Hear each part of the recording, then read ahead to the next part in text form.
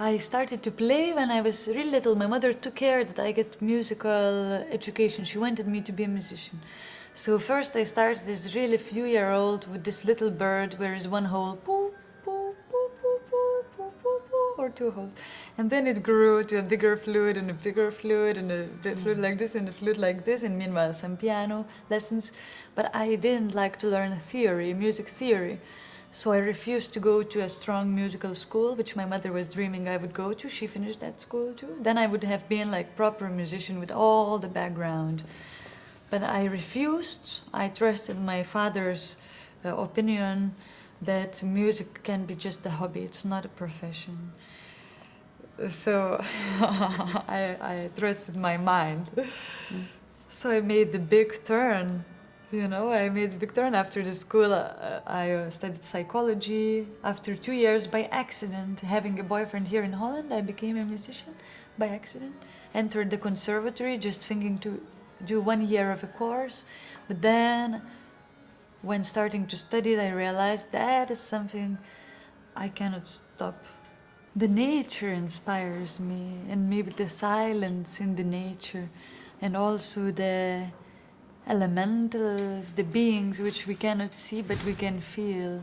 So that's what inspires me from my childhood. I don't compose really. I receive songs.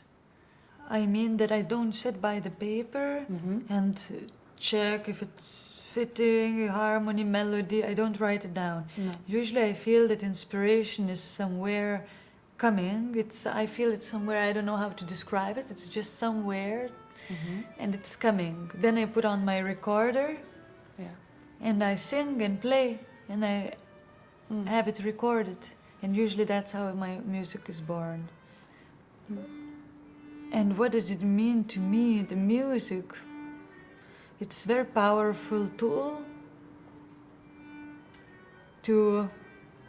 which affects person, which affects the body, every cell in it. And the mind, the words that are within the music, they're so powerful, but people often don't realize that. And I didn't realize that before too. We program our consciousness and subconsciousness when we listen to the words, either consciously or not consciously. It's just on the radio in the background, but it's very important to choose what to listen.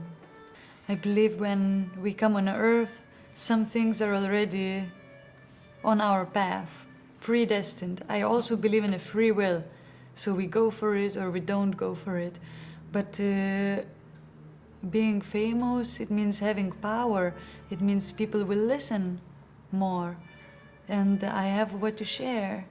I'm very concerned about the animals, so I'm waiting for the time, if I reach it, when I get known, and then people listen more what I have to share.